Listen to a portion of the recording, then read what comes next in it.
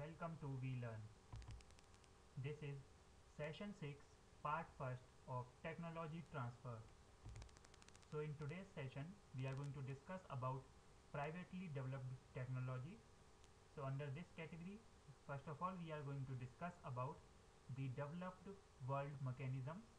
After that, we are going to discuss patents and other forms of exclusivity.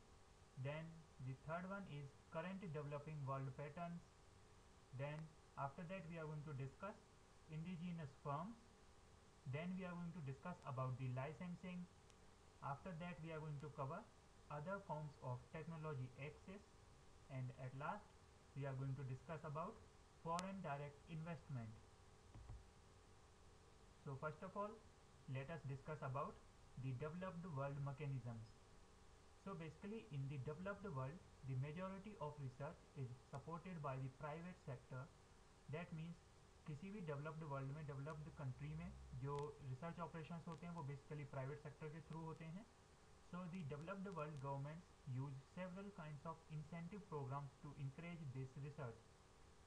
ऐसी developed countries में जो government organisations हैं कुछ incentive programmes provide कराती हैं ताकि ये जो रिसर्च प्रोसेस है उसको मोटिवेट किया जा सके. So in addition to providing indirect support through subsidizing education and basic research, and in addition to direct subsidies, यहाँ पर कुछ सब्सिडीज़ प्रोवाइड की जाती हैं, कुछ डिस्काउंट दिया जाता है ताकि रिसर्च ऑपरेशंस ईजिली परफॉर्म किए जा सकें. लाइक एजुकेशन में या रिसर्च ऑपरेशंस में डायरेक्ट सब्सिडीज़ दी जाती हैं. Now the next thing here is patents and other forms of exclusivity. So proprietary position and market demands for continuously improving products are probably the dominant economic basis for private R&D expenditures. Patents and other forms की अगर हम बात करें तो proprietary position या market demands पर ये depend करते हैं हमारे प्रोडक्ट्स की कंटिन्यूसली. ये उसी पर डिपेंड करती है जो कंटिन्यूटी है कि कितनी डिमांड है, तो उसी के अकॉर्डिंग हम मार्केट में अपने प्रोडक्ट्स को लॉन्च करेंगे. So there are many possible bases for the proprietary position that makes such an access return available. अब अगर proprietary position की बात करें तो वहाँ पर different possible cases हो सकते हैं, bases हो सकते हैं जिसकी हेल्प से जो हमें रिटर्न है वो अवेलेबल हो पाता है. Now the next thing here is often the basis is the fact that the industry is difficult to enter. सबसे बड़ा जो यहाँ पर फैक्ट है वो ये होता है कि किसी भी बिजनेस को जब स्टार्ट करते हैं तो उसमें एंटर करना काफ़ी मुश्किल होता है. So that there is an oligopoly of relatively few participants. So which are, because they constitute an oligopoly, able to charge a price above marginal cost. यहाँ पर oligopoly का कॉन्सेप्ट यूज़ होता है. दैट मीन्स यहाँ पर कुछ ऐसा price charge किया जाता है जो कि मार्जिनल कॉस्ट से अबव है. So this is the case for example in sectors such as semiconductors, automobiles and aircraft. ये जो केस है ज़्यादातर हम देखते हैं जो हमारे एयरक्राफ्ट इंडस्ट्रीज़ हैं, ऑटोमोबाइल्स हैं, सेमीकंडक्टर्स हैं, इनमें ये बहुत देखने को मिलता है. So really in these cases are patents a significant way of insuring a return on research investment. Patents के थ्रू हम यहाँ पर क्या करते हैं, जो भी प्रोडक्ट क्रिएट किया गया है उसको एक कंपनी रिजर्व कर लेती है कि ये प्रोडक्ट हमारी कंपनी के थ्रू है, इसका ये ब्रांड है, ये क्वालिटी है, and no other can use it in this way. Now the next thing here is whether the return is created by the facts that barriers to entry make it possible for prices to be above the competitive level and that customers are willing to pay for improved quality. तो यहाँ पर क्या होता है, जो return है वो provide किया जाता है, कुछ यहाँ पर बैरियर्स होते हैं उनको रिमूव किया जाता है कॉम्पिटिटिव लेवल पर, सो दैट जो कस्टमर्स हैं वो विलिंगली जो अमाउंट है उसको पे कर सकें. Now the result is substantial research investment and a continually improving level of product performance. यहाँ पे जो रिजल्ट है वो सब्सटेंशियल रिसर्च इन्वेस्टमेंट का पार्ट होता है. यहाँ पर ये कंटिन्यूस एफर्ट्स किए जाते हैं ताकि ये जो लेवल है प्रोडक्ट परफॉर्मेंस का इसको इंक्रीज किया जा सके. Now this is exemplified in Moore's law that transistor density doubles every 18 months. अब ये जो हमने कॉन्सेप्ट डिस्कस किया इंक्रीमेंट का, ये मोरेज लॉ इसको एक व्यू प्रोवाइड कराता है. दैट मीन्स कि ट्रांजिस्टर की जो डेंसिटी है वो डबल होती है every 18 months. So a trend which implies that the cost of a unit of computational capability or of computer memory is falling constantly. That means कि according to the need, according to the environment, cost भी increase करनी होती है किसी भी related product की. Now let us discuss about the current developing world patterns. So basically in developing nations, even the most scientifically sophisticated ones, there is generally relatively less private sector research as compared to public sector research. अगर हम developing nations की बात करें, sophisticated process होता है यहाँ पर. That means जो relatively less private sector हैं उनको research tasks में involve किया जाता है as compared to the public sector research. So it must be recognized, however, that there is enormous variance in corporate research intensities among different developed nations, ranging from over 9% of sales in Sweden to under 3% in the UK. यहाँ पर अगर हम corporate research intensities की बात करें तो developed countries में ये डिफरेंट होती है. अगर हम अलग अलग कंट्रीज़ का एग्जांपल लें तो हम अगर स्वीडन की बात करें तो वहाँ पर 9% सेल है किसी भी प्रोडक्ट की. तो सेम चीज़ यूके में अगर हम बात करें तो 3% है. So similar variations can be expected in developing Nations. इसी तरीके से डेवलपिंग नेशंस में भी किसी सेल से रिलेटेड, किसी प्रोडक्ट की सेल से रिलेटेड वेरिएशंस देखे जा सकते हैं. So here further the actual strategies vary radically from nation to nation. That means जो स्ट्रेटजीज हैं, पॉलिसीज़ हैं, वो नेशन टू नेशन डिफरेंट हो सकती हैं. Thus both Korea and Taiwan have been successful. इसीलिए हम कह सकते हैं कि जो कोरिया और ताइवान का एग्जांपल लें तो these are very successful in this approach. But the first emphasized large firms and the second emphasized small ones.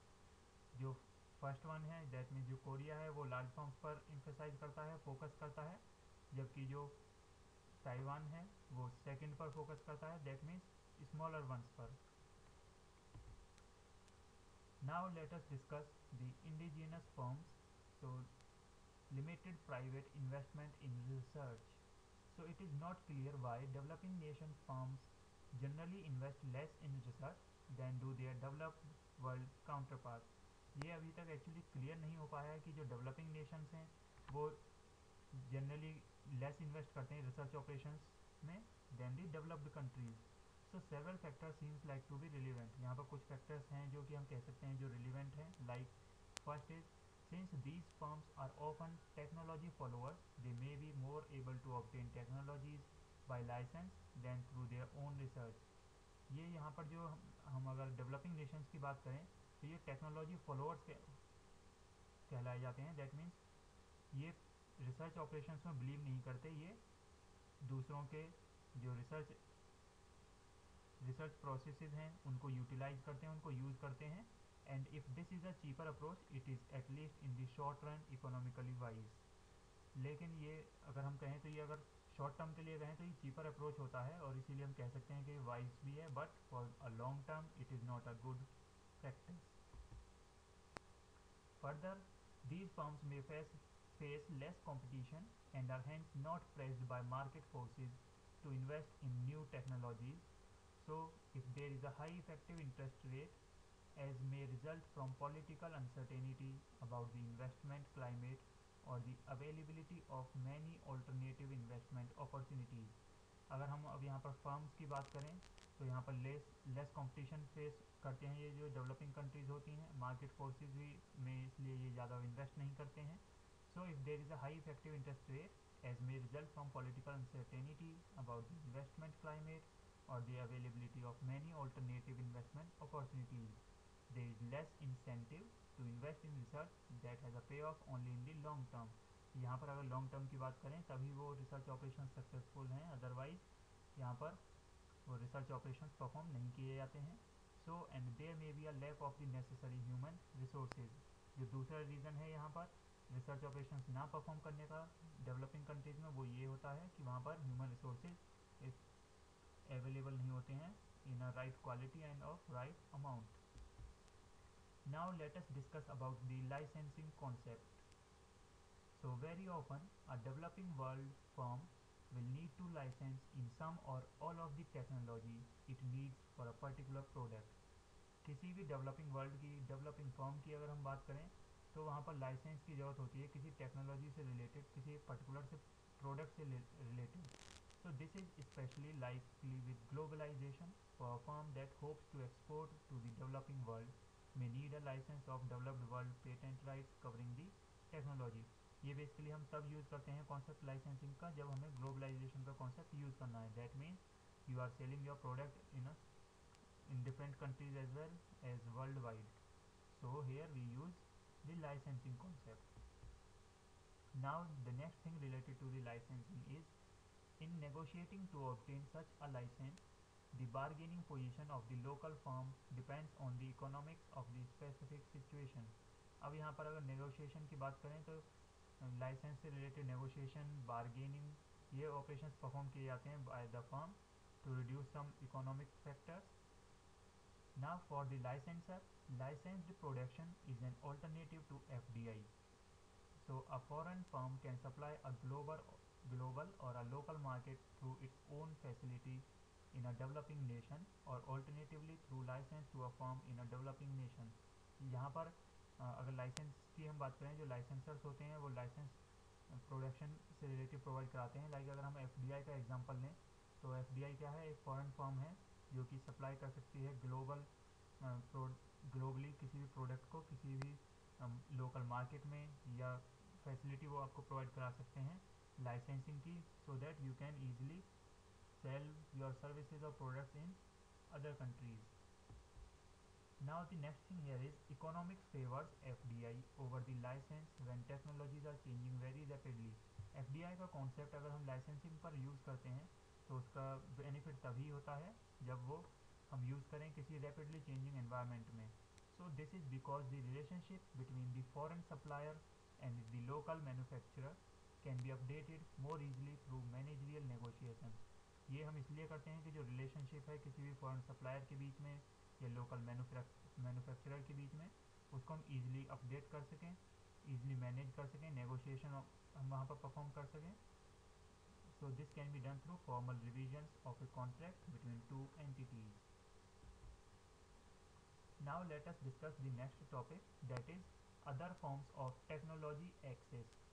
So technology can be acquired in other ways, as for example from public sector research as discussed above, from human flow and from reverse engineering, and in a few cases compulsory licenses may be appropriate.